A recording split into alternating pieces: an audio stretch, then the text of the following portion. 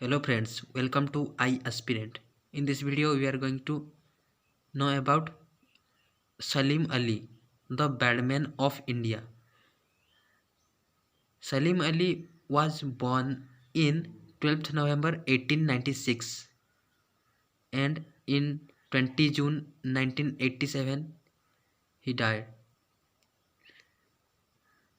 He was the first Indian to conduct systematic bird surveys across India.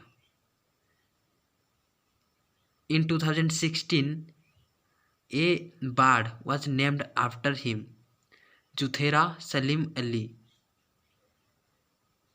His autobiography is The Fall of a Sparrow. In 1958, Salim Ali received Padma Bhushan.